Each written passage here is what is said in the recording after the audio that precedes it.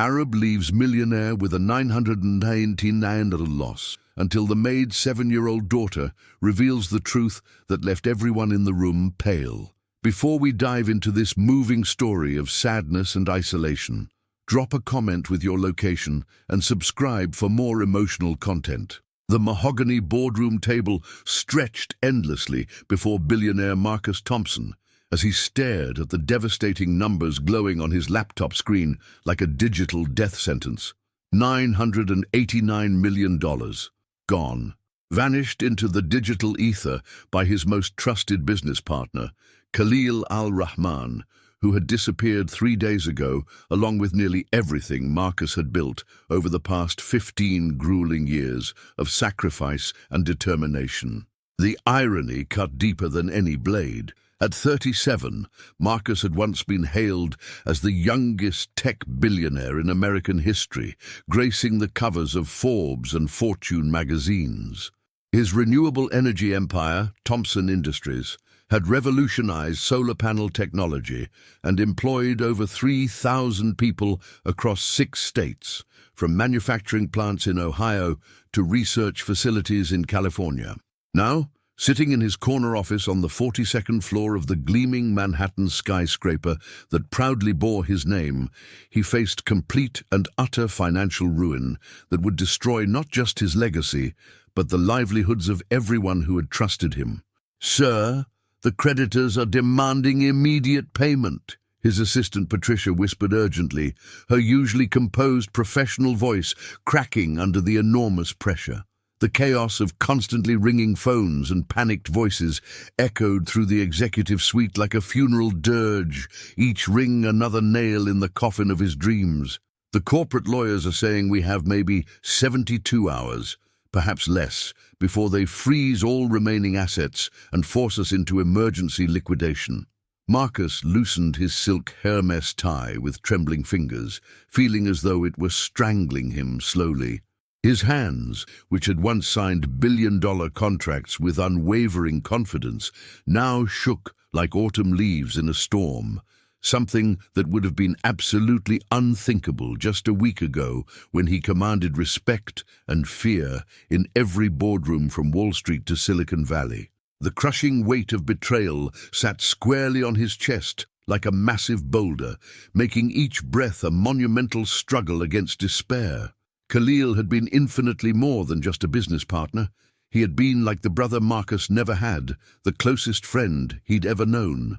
They had met during their second year at Harvard Business School, 2 fiercely ambitious young men from different worlds, united by their shared dreams of changing the global energy landscape and building something that would outlast their lifetimes. Marcus had trusted him with absolutely everything: his revolutionary technology patents, his carefully cultivated investor relationships, his entire fortune, and most importantly, his unwavering faith in their partnership.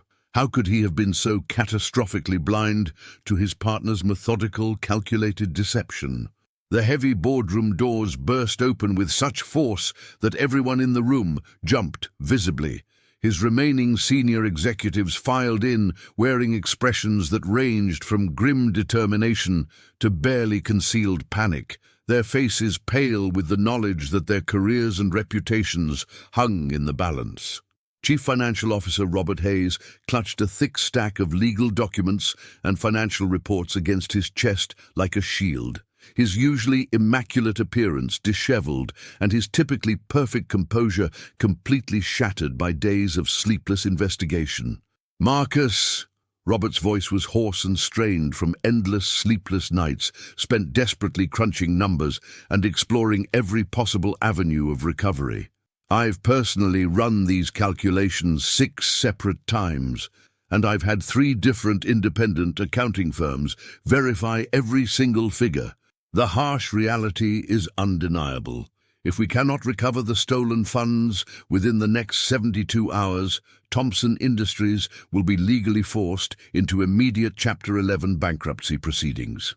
The employee pension funds, health insurance benefits, retirement accounts, absolutely everything will be liquidated by court order to satisfy our creditors' claims." Marcus closed his eyes tightly, his mind immediately flooding with faces and memories of the real people whose lives hung in the balance.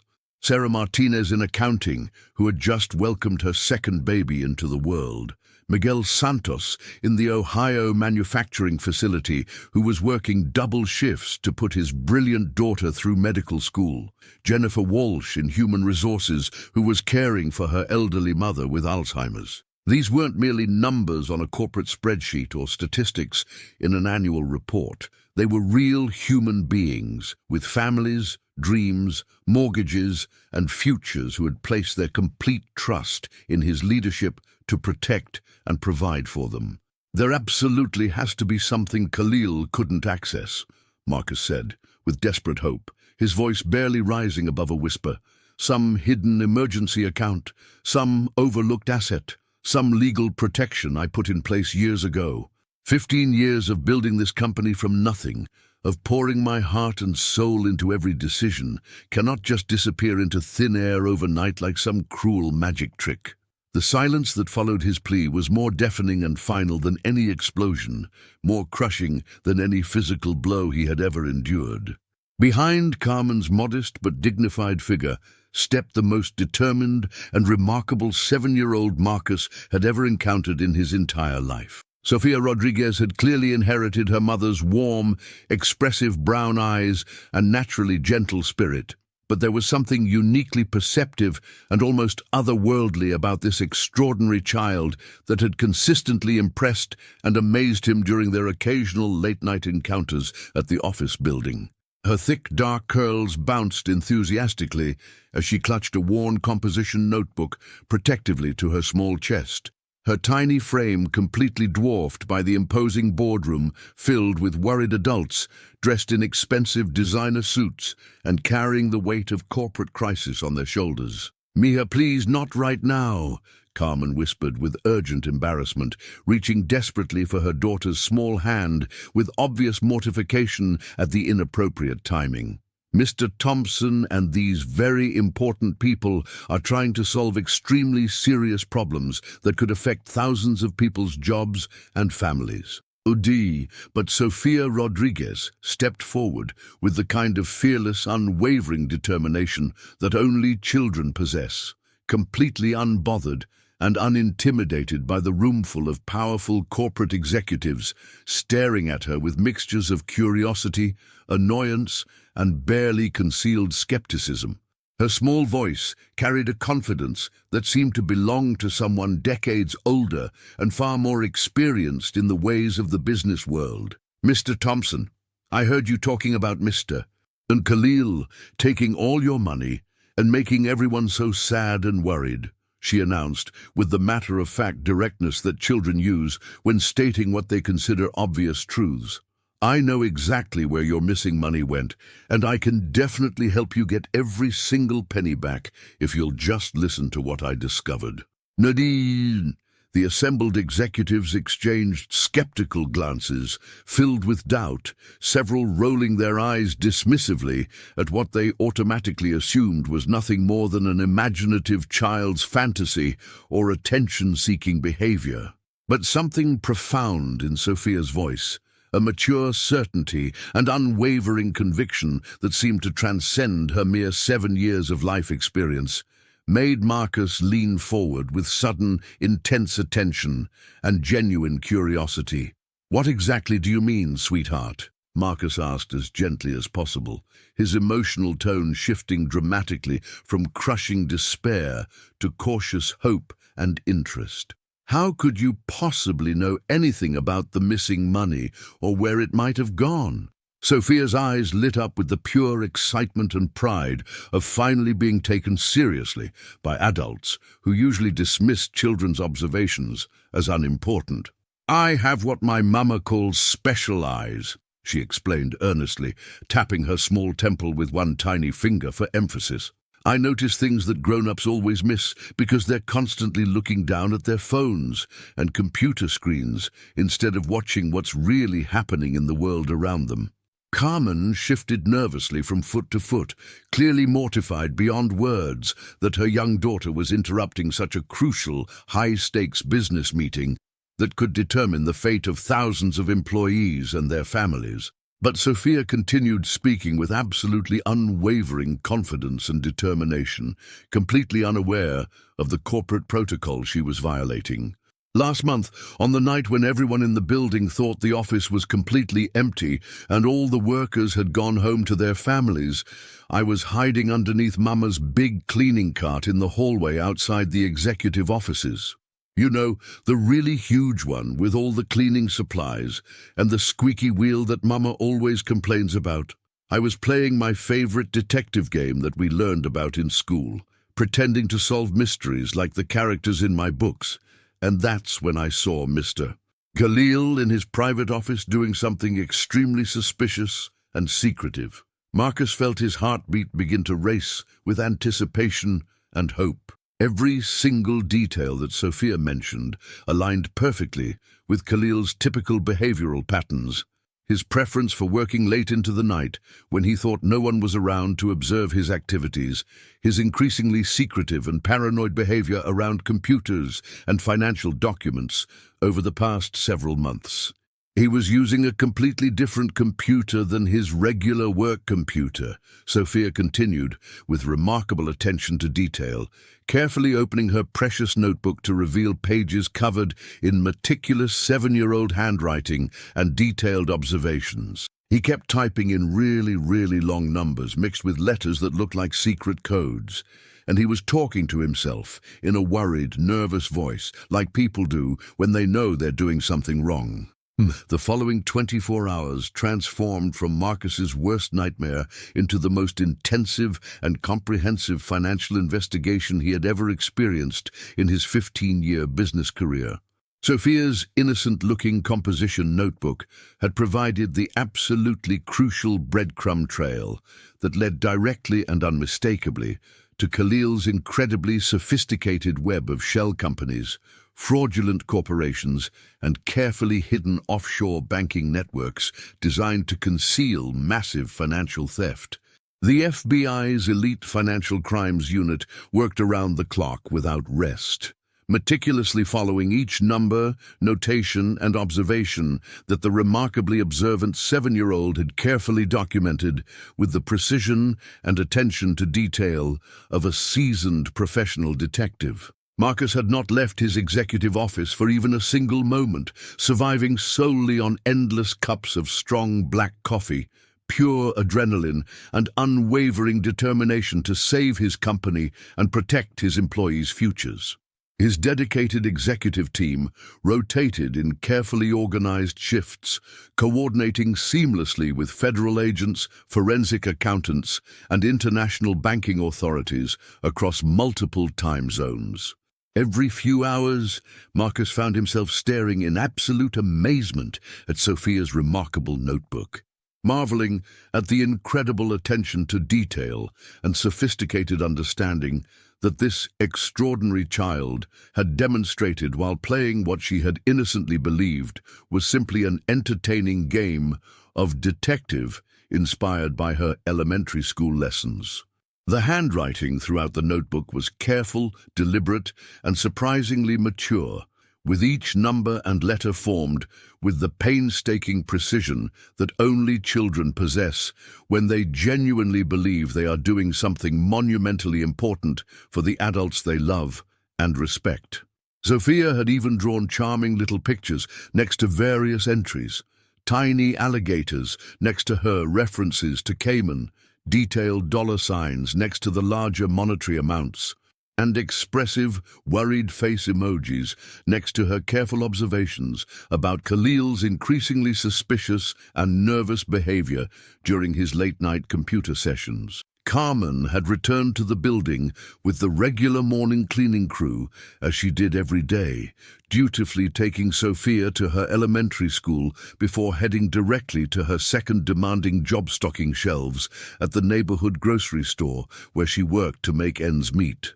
But the thoughtful little girl had left something behind that made Marcus's heart swell with overwhelming emotion every single time he glanced at his computer monitor, a beautifully hand-drawn picture carefully taped to his screen with colorful tape. The artwork depicted stick figures representing herself, her hard-working mother, and a tall man wearing a business suit, all standing together happily under a bright, cheerful rainbow.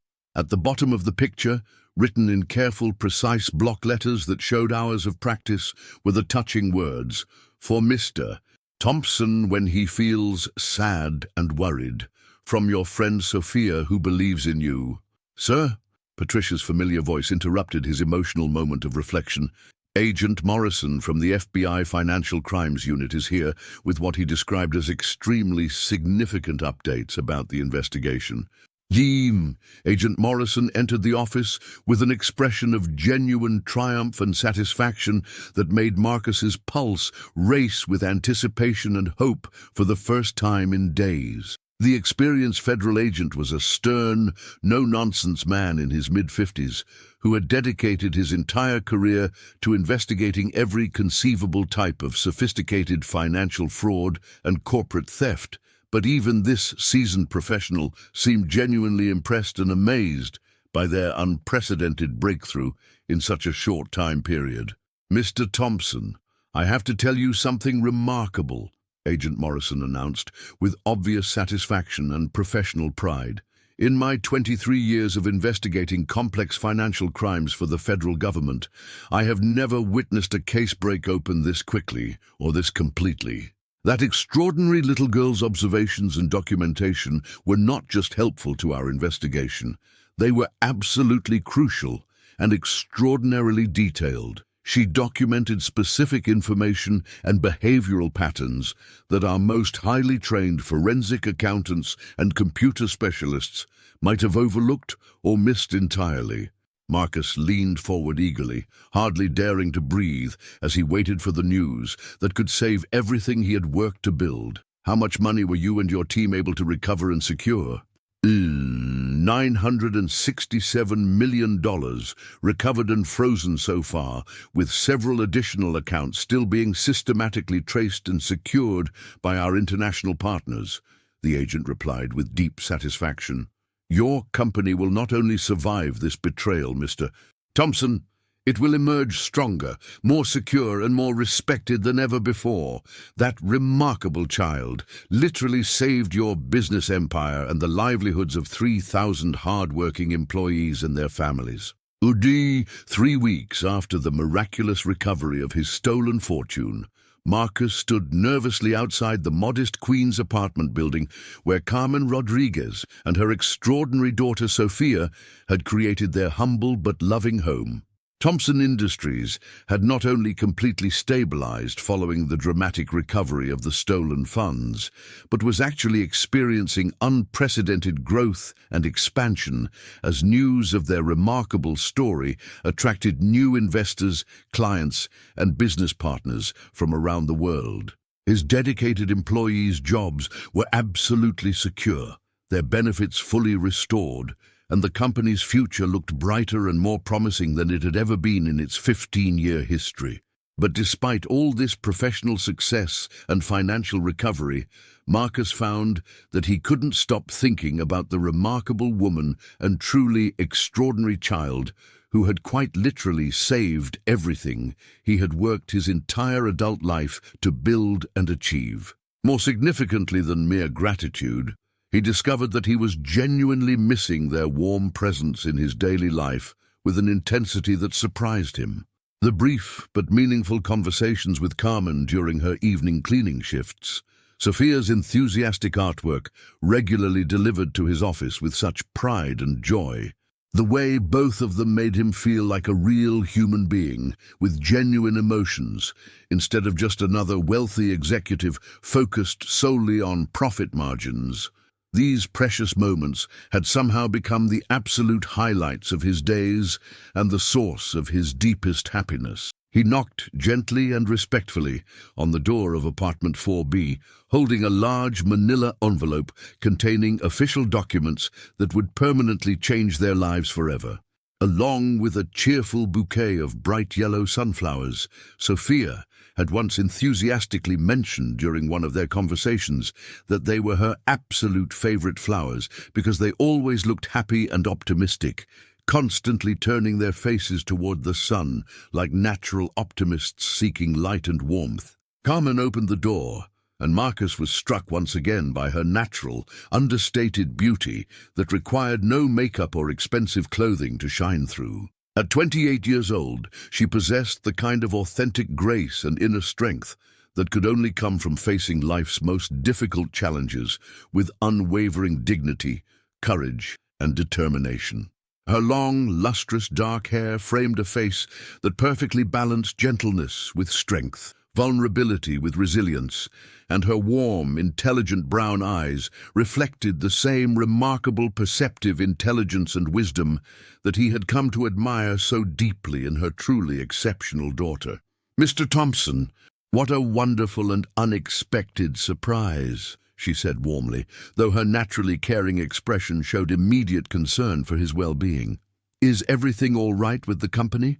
Has something new happened with the investigation or the recovery of the money?" Please, Carmen, I really wish you would call me Marcus," he replied with genuine warmth and respect. "Everything is absolutely perfect, actually better than I ever dared hope. I came here today specifically to thank you and Sophia properly for what you did for me, and to discuss something extremely important with both of you that I hope will make you as happy as you've made me. May I please come in?" Their small but immaculately maintained apartment was a testament to Carmen's tireless dedication and natural homemaking abilities, despite their obviously modest financial circumstances. Sophia's colorful, imaginative artwork covered virtually every surface of the refrigerator and walls, her school projects and achievements displayed with the obvious pride and love of a devoted mother who treasured every single creation her daughter produced. The compact living space radiated warmth, unconditional love, and genuine happiness in a way that Marcus's luxurious, professionally decorated penthouse had never achieved despite costing millions of dollars to furnish and maintain. "Marcus!" Sophia appeared from the small kitchen with her face absolutely lighting up with pure, unfiltered joy at seeing him. She was wearing a child-sized apron completely covered in white flour, and her small hands showed clear evidence of serious, dedicated baking activity. "You came to visit us in our home. Mama and I are making chocolate chip cookies completely from scratch, using her grandmother's secret recipe. Do you want to help us? I'm the official taste tester, which is a very important job." The casual, affectionate way she used his first name should have felt presumptuous or inappropriate given their different social and economic circumstances, but instead it made Marcus smile more broadly and genuinely than he had smiled in many years. "There's something else extremely important that I need to tell you both," Marcus continued, with growing confidence, his heart racing with nervous anticipation as he watched Carmen's beautiful, expressive face carefully process the enormous magnitude of his generous gifts and what they would mean for their future security and happiness. "These past few weeks, since the resolution of the crisis, I've been doing an enormous amount of serious thinking about Sophia's remarkable wisdom, about helping people when they're sad and struggling, about what truly makes life meaningful and worthwhile beyond mere financial success." Carmen carefully set down the life-changing financial documents, studying his earnest expression with those same incredibly perceptive eyes that had successfully guided her through years of challenging single motherhood while raising such an extraordinary, compassionate daughter, despite facing constant financial struggles and uncertainty. "Marcus, what exactly are you trying to tell us? I can see in your eyes that there's something more you want to say." "I'm trying to tell you that I've come to realize something absolutely profound about myself and my life," he began, his voice growing stronger, more confident and more certain with each carefully chosen word. "For the past 15 years of building my business empire, I've been so completely and obsessively focused on achieving financial success and corporate recognition that I completely forgot how to build genuine, meaningful relationships with real people. I forgot what it actually felt like to eagerly look forward to seeing someone special, to genuinely care about their daily experiences and happiness, to want to share both good news and bad news with someone who truly matters to you.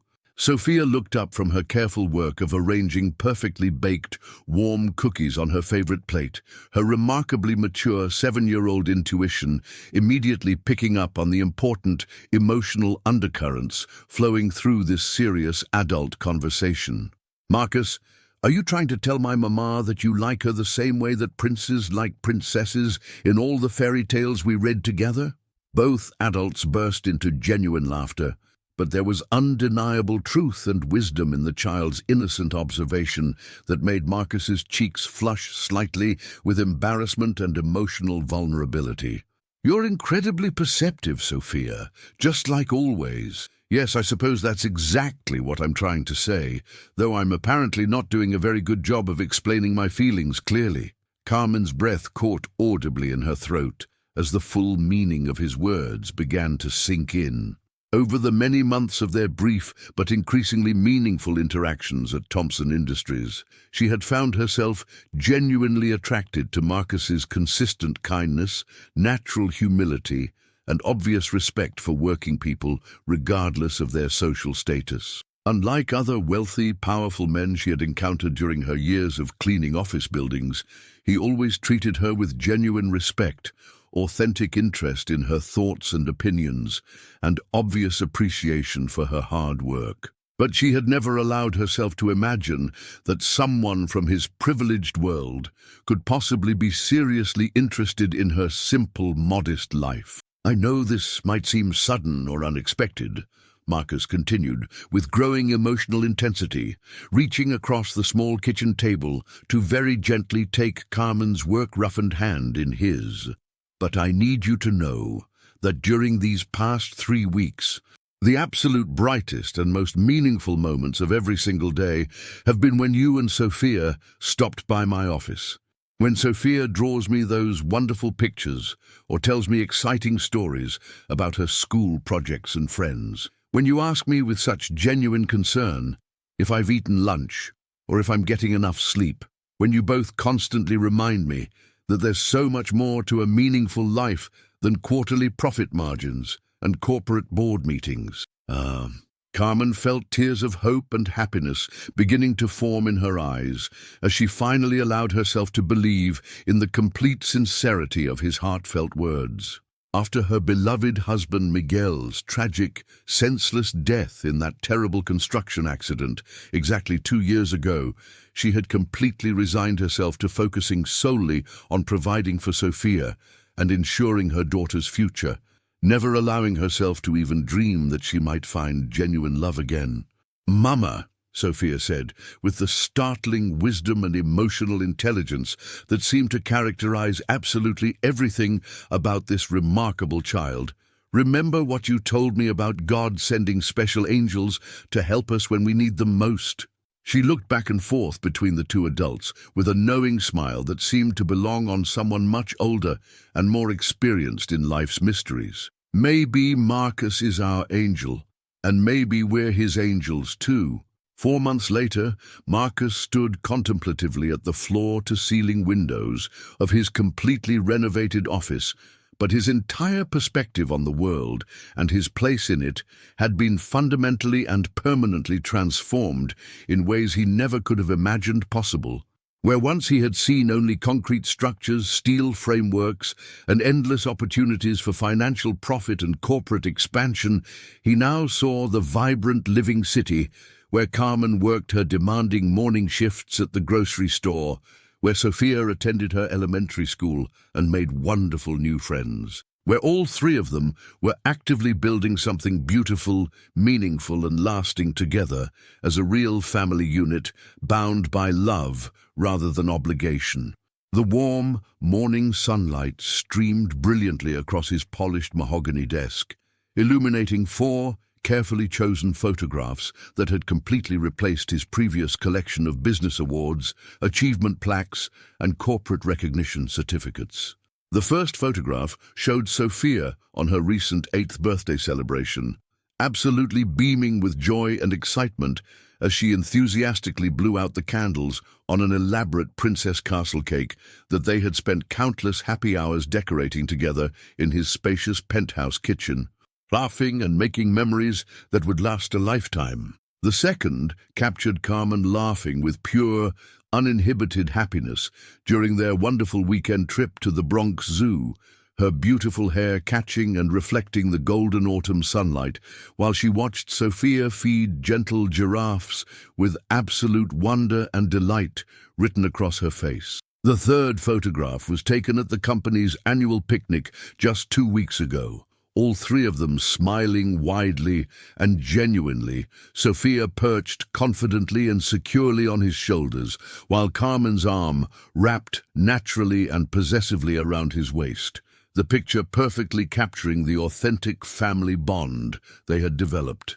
The fourth and most recent photograph was a candid shot taken during their cozy movie night last weekend, showing them building an elaborate blanket fort in his living room, all three faces displaying the kind of pure, uncomplicated happiness that couldn't be purchased with any amount of money or achieved through any business success. "Sir?" Patricia knocked softly and respectfully on his office door. "The quarterly board meeting is scheduled to begin in exactly 10 minutes. Also, Mrs. Rodriguez called a few minutes ago to confirm that Sophia's school play performance starts promptly at 7 o'clock tonight, and she wanted to make sure you hadn't forgotten about the special dinner reservation afterward." But before Marcus could respond to Patricia's reminder, the heavy office doors burst open energetically, and Sophia practically bounced into the room with characteristic enthusiasm, still wearing her neat Catholic school uniform and carrying an elaborately decorated construction paper valentine covered in glitter, heart stickers, and careful artistic details. "Marcus, I made this especially for you in art class today, and Sister Mary Catherine said it was the most beautiful one she's ever seen." Carmen followed closely behind her energetic daughter, slightly out of breath from trying unsuccessfully to keep up with Sophia's boundless energy and determination. "I'm so sorry for interrupting your important workday, Marcus. I picked her up early for her dentist appointment, and she absolutely insisted that we stop here first before doing anything else. You know exactly how determined and stubborn she can be when she sets her mind on something. Please don't ever apologize for making my day infinitely brighter and more meaningful," Marcus said with genuine warmth and affection, kneeling down to Sophia's eye level to properly accept her handmade masterpiece with the respect and appreciation it deserved. Inside the carefully crafted card, she had written in her steadily improving cursive handwriting, "Thank you for making Mama smile every single day and for teaching me that real angels come in all different shapes and sizes and sometimes wear business suits." As Carmen helped Sophia settle comfortably into one of the plush leather boardroom chairs, something that would have been absolutely unthinkable and completely inappropriate in his previous corporate life, Marcus reflected deeply on how completely and wonderfully his entire world had been revolutionized. Thompson Industries was generating record-breaking profits and expanding into new markets, but now he maintained reasonable working hours and never missed any important family moments or milestones. He attended every single one of Sophia's school plays, parent-teacher conferences, soccer games, and dance recitals. He had enrolled in Carmen's evening English literature class at the local community college, where he was discovering the joy of poetry and classic novels. Most significantly, as his board members filed into the conference room, exchanging warm pleasantries with Sophia, who had charmed every single executive in the company, Marcus's hand instinctively moved to the small velvet jewelry box hidden in his jacket pocket, knowing that tonight would change everything forever. That evening, the elementary school auditorium buzzed with excitement as parents filled every available seat for the annual Christmas pageant. Marcus sat in the front row between Carmen and her mother, Isabella Rodriguez, who had flown in from Puerto Rico specifically for Sophia's debut as the lead angel. The 70-year-old woman had initially been skeptical about her daughter's relationship with a wealthy businessman, but Marcus had won her over completely during their first meeting by speaking fluent Spanish and sharing stories of his childhood visits to his grandmother's farm. "She's been practicing her lines for weeks," Carmen whispered, her eyes sparkling with maternal pride as the curtains began to rise. "She made me promise to record every second." Sophia appeared on stage, wearing flowing white robes and a glittering halo, her small voice carrying clearly through the auditorium as she delivered her opening monologue about hope and miracles. Marcus felt his heart swell with overwhelming emotion, not just pride in Sophia's performance, but the profound realization that he was experiencing something he'd never had before, the joy of being part of a real family. As Sophia's scene concluded to thunderous applause, Marcus's hand moved unconsciously to the engagement ring box in his jacket pocket. He had planned this moment for weeks, coordinating with Sophia to ensure the proposal would be perfect. The little girl had insisted on helping choose the ring, declaring that it needed to sparkle like Mama's smile when she's really, really happy. After the final curtain call, as Sophia ran toward them still wearing her angel costume, Marcus knew the moment had arrived. The auditorium was emptying, but several families lingered, creating the perfect intimate atmosphere. He had arranged for a photographer to discreetly capture the moment, and the school principal had given permission for them to use the decorated stage. "Sophia, that was absolutely magnificent," Marcus said, lifting her into his arms. "You were the most beautiful angel I've ever seen." "Did you see how the spotlight made my halo shine?" Sophia asked excitedly. "Sister Mary Catherine said I projected my voice perfectly, just like we practiced." Carmen beamed with pride, her arms sliding naturally around Marcus's waist. "Mija, you were incredible. Your father would have been so proud." At the mention of Miguel, Sophia's expression grew thoughtful. "Mama, do you think Daddy can see us from heaven? Do you think he knows about Marcus?" Carmen's eyes filled with tears as she nodded. "I believe he does, sweetheart, and I think he's happy that we found someone so wonderful to love us." Marcus set Sophia down gently, his heart pounding as he prepared to change their lives forever. "Sophia, Carmen, there's something very important I need to ask you both." The little girl's eyes widened with excitement as Marcus slowly dropped to one knee in the center of the auditorium. Several remaining families stopped to watch, sensing they were witnessing something special. "Carmen Rodriguez," Marcus began, his voice trembling with emotion as he pulled out the velvet box. "You and Sophia have given me something I never knew I was missing. You've shown me what real love looks like, what family means, what it feels like to come home to people who matter more than anything else in the world." Carmen gasped, her hands flying to cover her mouth as tears streamed down her cheeks. Sophia bounced excitedly beside her mother, unable to contain her joy at seeing their carefully planned surprise coming to fruition. "Will you marry me, Carmen? Will you let me spend the rest of my life making you and Sophia as happy as you've made me?" Carmen stared at the stunning diamond ring sparkling in the auditorium lights, her mind racing between disbelief and overwhelming joy. The ring was perfect, elegant but not ostentatious, classic yet unique, exactly the kind of timeless beauty she had always admired but never dared dream of owning. Around them, the remaining families had stopped their conversations to witness this magical moment, creating a circle of warmth and support. "Say yes, Mama!" Sophia exclaimed, bouncing on her toes with excitement. "Say yes so we can be a real family forever and always." Through her tears of happiness, Carmen managed to whisper the word that would change everything. "Yes, Marcus. Yes, of course. Yes." The auditorium erupted in spontaneous applause as Marcus slipped the ring onto Carmen's trembling finger and rose to embrace both his new fiancée and soon-to-be daughter. Sophia threw her arms around both adults, creating a three-way hug that felt like the missing piece of a puzzle finally clicking into place. "This is the best Christmas present ever," Sophia declared loudly enough for everyone to hear, causing laughter and more applause from their impromptu audience. As they made their way to the car, Carmen couldn't stop staring at the ring on her finger, still unable to believe this was really happening. Just 1 year ago, she had been struggling to make ends meet, working double shifts to keep their tiny apartment and put food on the table. Now she was engaged to one of the most successful men in the country, but more importantly, to someone who loved her daughter as much as she did. "I have one more surprise," Marcus said as they settled into his car. "I made reservations at Le Bernardin." Carmen's eyes widened. She knew the restaurant by reputation. It was one of the most exclusive fine dining establishments in New York, the kind of place where meals cost more than she used to make in a week. "Marcus, that's too much," she protested gently.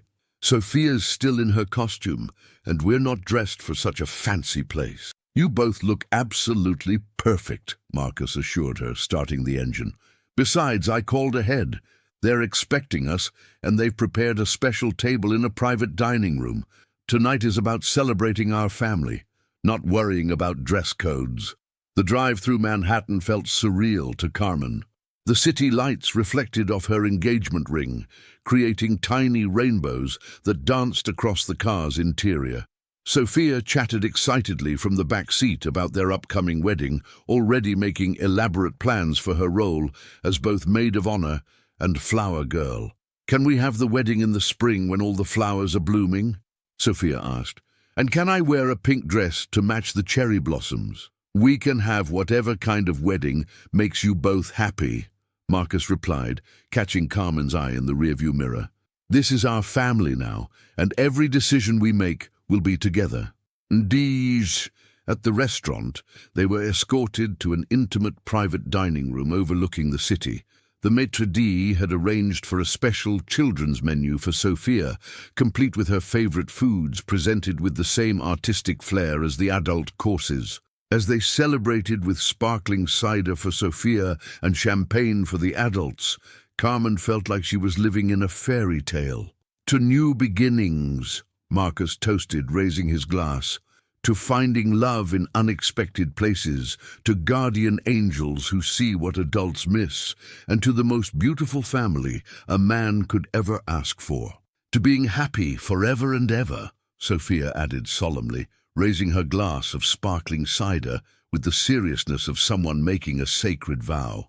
As Carmen looked around the elegant dining room at her daughter's beaming face and her fiancé's loving smile, she realized that sometimes miracles really do happen to ordinary people who dare to believe in extraordinary love. 3 months into their engagement, Marcus faced his first real test as Sophia's future stepfather.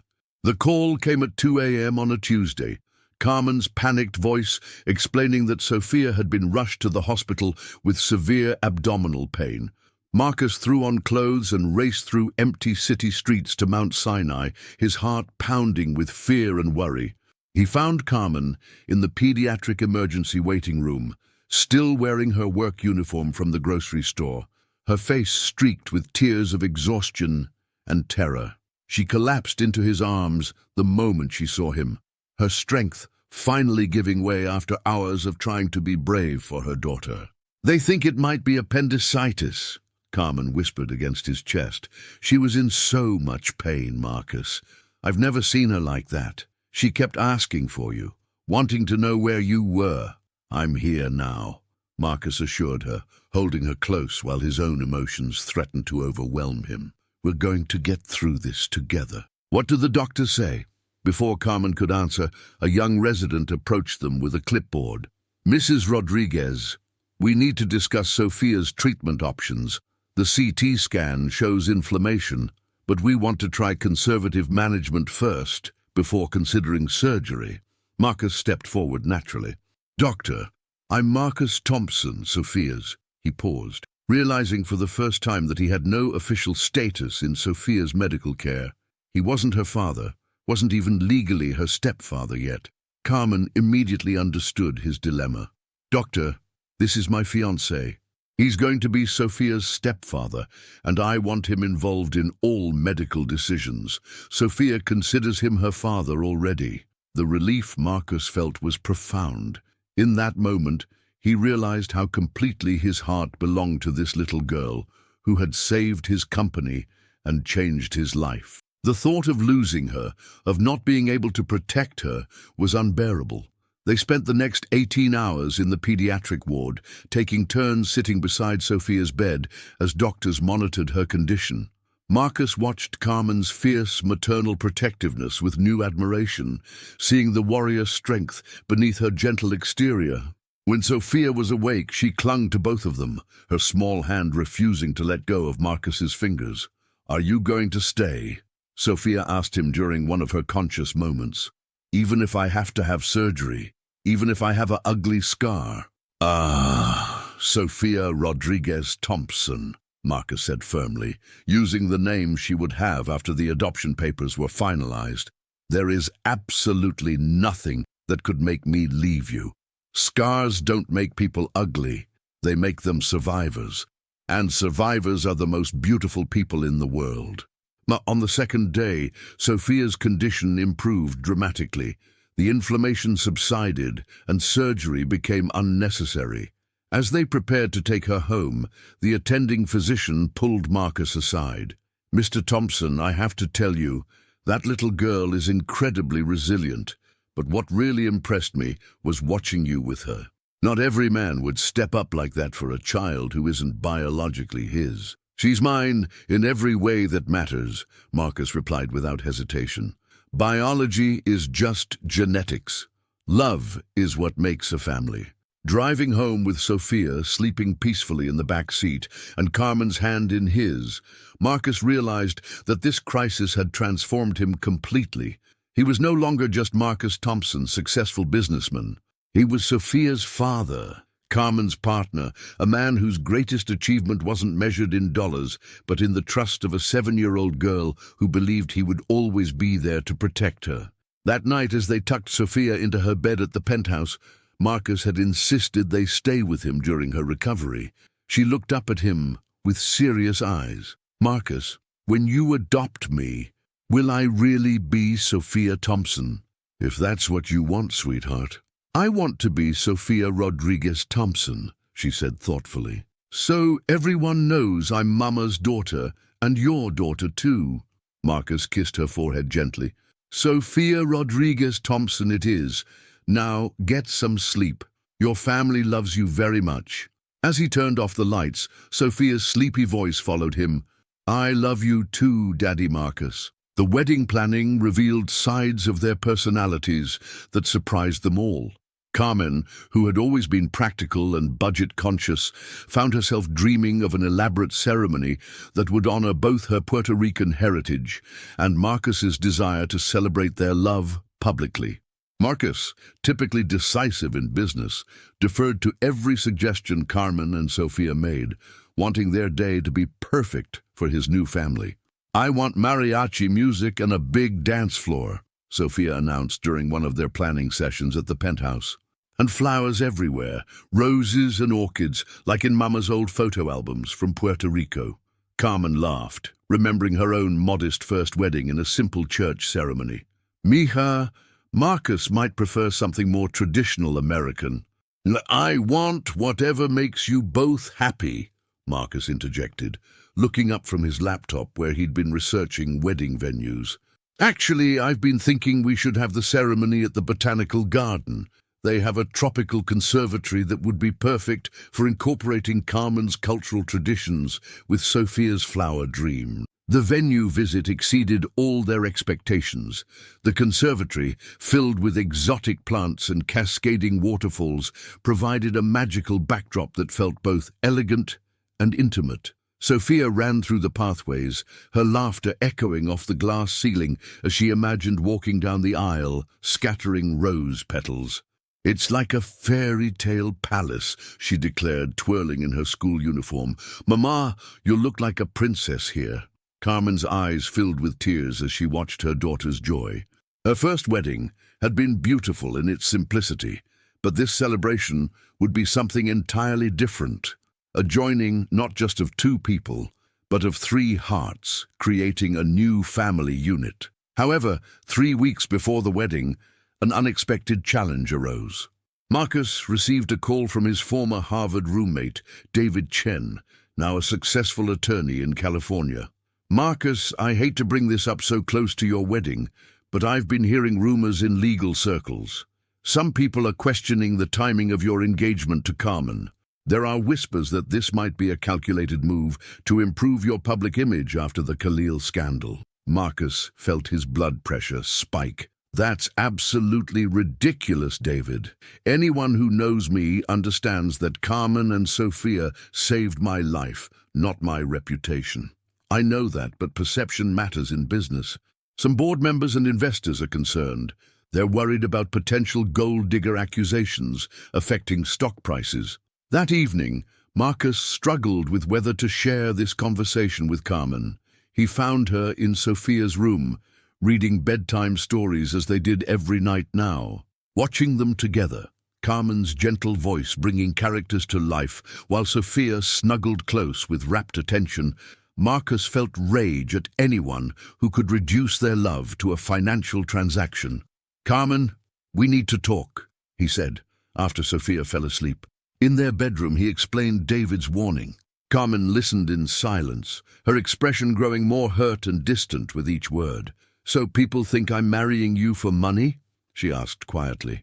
"Carmen, it doesn't matter what people think. I know the truth, you know the truth. But it matters for your business, doesn't it?" Carmen's voice was small. "Marcus, I never wanted to cause problems for your career." Marcus took her hands firmly. "Listen to me carefully. If I have to choose between Thompson Industries and you, I choose you. Every single time. The people spreading these rumors don't know that Sophia saved my company with her detective work. They don't know that you both taught me what real wealth looks like. They see numbers and assumptions, but they don't see love." Carmen's tears finally spilled over. "I just don't want Sophia to grow up hearing people say terrible things about her mother." "Then we'll prove them wrong," Marcus said fiercely. "We'll show them what a real family looks like, what genuine love accomplishes. And anyone who can't see that doesn't deserve a place in our lives." The next morning, Marcus made a decision that shocked his entire board of directors. He called a press conference. "Ladies and gentlemen, I'm here to tell you about the most important business merger of my life. Not a corporate acquisition, but the joining of my heart with the most extraordinary woman and child I've ever known." The press conference created a media sensation that exceeded everyone's expectations. Marcus's decision to publicly share their love story, complete with the dramatic details of Sophia's detective work and the recovery of the stolen funds, transformed public perception overnight. Instead of cynical speculation about gold digging, the narrative became one of genuine romance and family values, triumphing over corporate betrayal. "Daddy Marcus, we're famous!" Sophia announced excitedly, holding up the morning newspaper with their photo on the front page. The headline read, "Billionaire's Real Treasure, Love Story That Saved an Empire." Carmen still felt overwhelmed by the sudden media attention. But Marcus's unwavering support and Sophia's childlike excitement helped her adjust to their new reality. Interview requests poured in from major networks, book publishers, and even Hollywood producers interested in their story. "I think we should be selective," Marcus suggested during breakfast at the penthouse. "Maybe one major interview with someone reputable, like Oprah or Diane Sawyer, someone who will focus on the love story and Sophia's remarkable intuition, rather than just the financial aspects." The wedding preparations continued amid the media frenzy, but Marcus hired a security team to ensure their privacy during this sacred time. The botanical garden venue was kept completely confidential, known only to their closest family and friends. Carmen's mother, Isabella, arrived from Puerto Rico a week early to help with final preparations. The older woman had initially been skeptical of Marcus's intentions, but watching him interact naturally with Sophia had convinced her of his genuine love for her daughter and granddaughter. "Mija, this man adores you both," Isabella told Carmen while they selected final floral arrangements. "I see the way he looks at Sophia, like she hung the moon and stars, and when he looks at you, his whole face lights up with happiness." Sometimes I still can't believe this is real, Mama, Carmen admitted. A year ago I was cleaning his offices at night. Now we're planning our wedding at the most beautiful venue in New York. Love doesn't care about social classes or bank accounts, Isabella replied wisely. Your father was a simple farmer when I met him, but he loved me like I was a queen. Marcus loves you the same way. 2 days before the wedding, Sophia made an announcement that brought tears to everyone's eyes. I want to give a speech at the wedding, she declared during dinner. I have something important to tell everyone about how families are made. Marcus and Carmen exchanged glances, knowing that whatever Sophia wanted to say would be profound and touching. Of course, sweetheart, Carmen agreed. What do you want to talk about? About how sometimes God sends people to save each other, Sophia replied, with the wisdom that continued to amaze adults. About how Daddy Marcus saved us, and we saved him, and now we're all saving each other every day. The rehearsal dinner was held at Marcus's penthouse, transformed into a tropical paradise, with Carmen's favorite flowers and soft lighting. Close friends and family gathered to celebrate, including several Thompson Industries employees who had become like extended family to them. Sarah Martinez from accounting, whose job Sophia had helped save, raised a toast to the little girl who taught us all that the most important things in life can't be found in computer systems or bank accounts. They can only be found in the love we share with each other. As the evening wound down and guests began to leave, Marcus, Carmen, and Sophia stood together on the penthouse balcony, looking out over the city lights of Manhattan. Tomorrow we become a real family, Sophia said contentedly, nestled between her soon-to-be parents. We already are a real family, sweetheart, Marcus corrected gently. Tomorrow we just make it official. Carmen squeezed his hand, her engagement ring catching the moonlight. I love you, Marcus Thompson. I love you too, Carmen Rodriguez, and I love our brilliant, wonderful daughter who brought us together. I love you both so much it makes my heart feel too big for my chest, Sophia added dramatically, making them all laugh. As they headed inside to prepare for the most important day of their lives, none of them could have imagined the surprise that awaited them at the wedding ceremony. The morning of the wedding dawned with perfect spring weather. Bright sunshine filtering through the botanical garden's glass ceiling, casting rainbow reflections on every surface. Carmen woke in the penthouse guest room where she had spent the night according to tradition, her heart racing with excitement and nervous energy. Sophia burst through the door at exactly 7 a.m., already dressed in her pink flower girl dress, her dark curls bouncing with excitement. Mama!